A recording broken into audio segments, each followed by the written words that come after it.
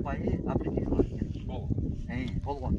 Анан биз эсептедик 30 грамм болсо болуптур. 50 сомго чайга неме кетсин 200 сом. 200 сомду 30 граммга небесек 12 миң сом болот экен. 1 килограмм. 1 килограмм. Чай аркылуу кетсе деп атам да. Бирок азыр бул мода болуп атат. Алматыда, Бишкекте, Новосибирск көп шаарларда облепиховый чай ичет. Бардык эле жерде. Бар ченде.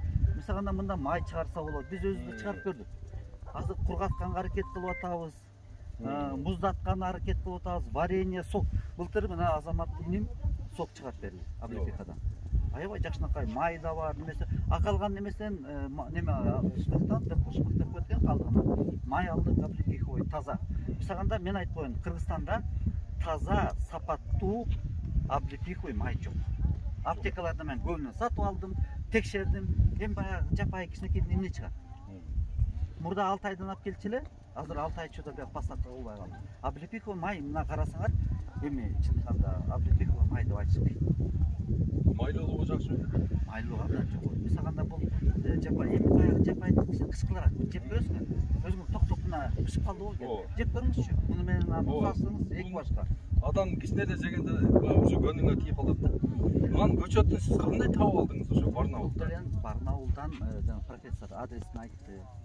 Мен атайын барып, аяктар менен кезип, таанышып, договор түзүп, ошол жактан самолет менен келдим. Самолет менен келдим. Кийин дагы барып тияк отурдум. Биякта 4 сорт, биякта 8 сорт, азыр 12 сорт бар. Ар кандай сорттор да. Анан бул бир жакшы жери, негизи мындай дейт да, бул Ысыкөлдө чыгана жапайыда мындай да жакшы өсүп атат. Эми көрүп атасыз го. Мына малинаны карасаңыз кандай жакшы өсүп атат. Өзү чоң, түшүмдүү аябай. Азыр барып жүзүмдү көрсөңөр, аделе жакшы өсүп атат. Карагат. Карагат десеңер, карагат. Мисалында биякта мен бир жаман өсүп турган эме көргөн жокмун да. Бирок биз алманы айдабашыбыз керек. Эмне үчүн? Биз тегеректе көрүшүбүз керек. Эмне болуп атат? Азыр мисалында Европада, Казакстанда, жана орусча айтканда перепроизводство деп коет да, алма. Алманын немеси түшүп кетти баасы. Анткени Казакстанда жана субсидия берет да, 40%ке дейт. Булар ошонун немеси менен интенсивный садтарды 100 гектар, 500 1000 гектарын отургузуп атат. А биз алар менен, алардын аянты менен биз неме албайбыз? Алма Россияда деле өсөт. А бирок бизде өсө турган мөмөлөр, мисалы Россияда өспөйт, Казакстанда өспөйт. Мисалганда немени алып көрөлүк, Кохон гиляс. Чүйдө дагы, Алматы областында дагы булар жакшы өспөйт. Өсөт. Түшүм берет. Бирок 10 жылды эсептесең 5-6 жыл үшүп калып кетет. Демек, промышленный производствого булар жарабайт. Бізде қана қаяқта ош немеде? Баткен, ош жақтан эле берет. А в основном Өзбекстан. Көлдө мына момундай саганда черешня. Мына менде да отургуздум, азыр 10 гектар буюрса түшүм бере баштады. Кудайга шүкүр жакшы. Вкус жакшы. Вкусу жакшы эмес, өтө жакшы. Өтө жакшы. Өтө жакшы. Машалла. Чын, эми буюрса көрүп калдыңыз, келип кеттиңиз, азыр үйгө барып чай ичип кеттиңиз. Макул. Макулбу? Болду. Үйдү көрүп. Болду? Вообще бул айтып атпаймынбы? Мына бул көп. Бул неме керек? Малина бар жакшы өсүп атат. Немени көрүп кетесиңер жүзүмдү. Ой, обязательно. Мына көчөттөрдү битте неме кылып койбойсузбу? Өзүңүз калайбы? Көргөзгөндө анан бирок мындай. Буну тартпайды го. Ассаламу алейкум, Талайке. Мына азыр сиздин чакан питомнигиңизде турабыз. Көчөтканаңызда ушул жерде мен көрүп атамын, карагаттын түрлөрү бар экен. Могу жерде болсо чычырканак. Бизди кызыктырган чычырканак. Ушунун азыр биз көрдүк түшүмүн. Мына элдин бардыгынын кызыгы азыр бурулду. Мына ушул сиздин чычырканагыңызда. Жок дегенде үйгө 2ден береби деп атат да. Ошого бул жерде азыр көлөмү да аз экен. Эми биз айтып атабыз 2023, 2024, 2025ке заказ алабыз деп. Аз-аздан бар бирок.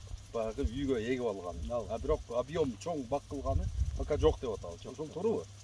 Бул бир чети туура. Анан азыр облепиханын жакшы жактарын көрдүңөр го. Өтө түшүмдүү Ысыкөлдө. Түшүмү өтө зор. Зор. Андан тышкары, түшүмүнөн тышкары. Мунун баягы даамдары өтө таттуу, жапайы неме чыранакта эмес, именно бул таттуулугу жагынан мисалы апельсинге эч жактан неметпейт. Анан калган пайдалуу жагын айтпай эле коеюн, интернетте карасаңар, баарын окуп аласыңар. Анан муну мисалганда биз кантип көбөйтүп атабыз? Ушуну күзүндө черенокторду кесип, мондай чоң каналына отургузуп, анан муну тетиги сууну тынбай үстүнөн берип турабыз. Ошол бул баягы неме болгондо, ным болуп турганда бул өсөт экен. Мына быйыл уже мондай жакшынакай көчөт алып атабыз. Карагат жөнүндө айтып кетсек, ошо проблема жок. Карагат боюнча Проблема жок. Черенокторду алабыз, саябыз, чыгып атат. Каалаган биякта 4 сорт бар. Голландский, польский, жакшы сорт.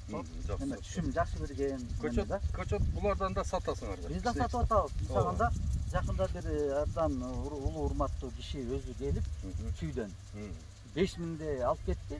Мен анын артынан барып, үйүндө жок экен, уруксатын сурап кирип, көрүп чыксам 100% барын Приживай эмес. неме өсүп калыптыр, аны көрүп кубандым.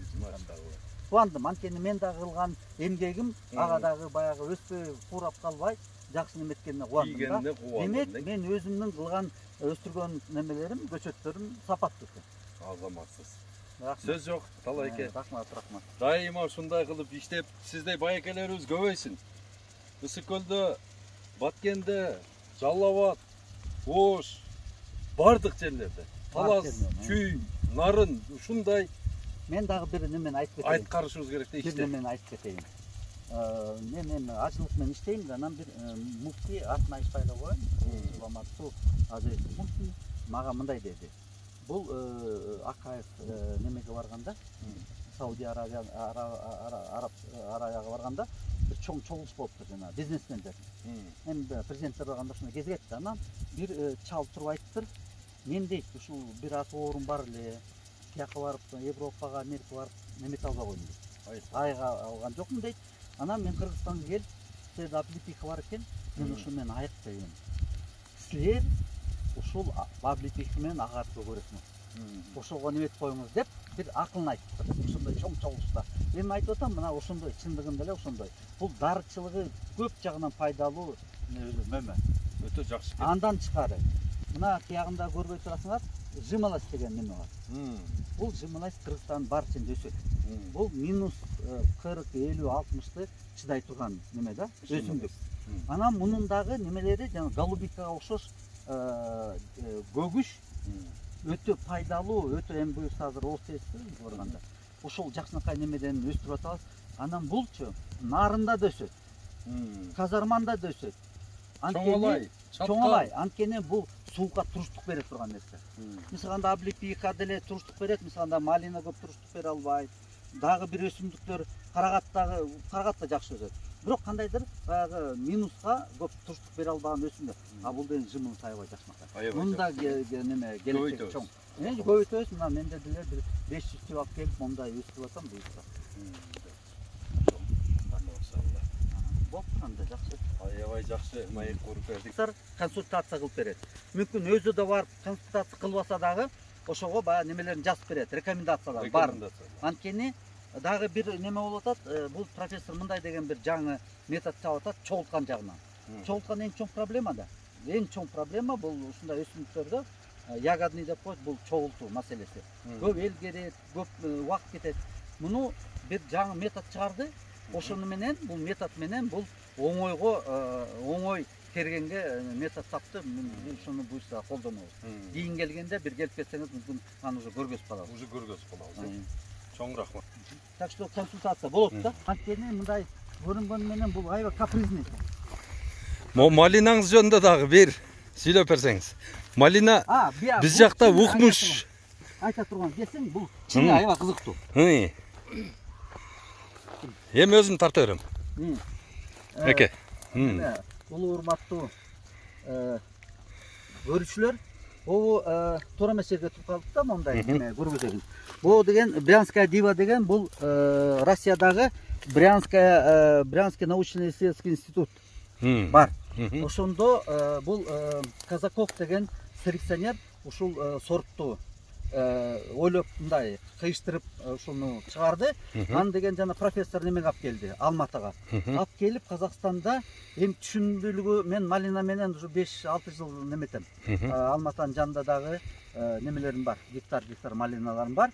Биз Кыргызстандан көчөт алып барганбыз, ал көп болсо ашып кетсе 8 тонна берет. Мм. Бирок бул баягы биологический деп коет, мындай келгенде 5 тоннадан берет гектары.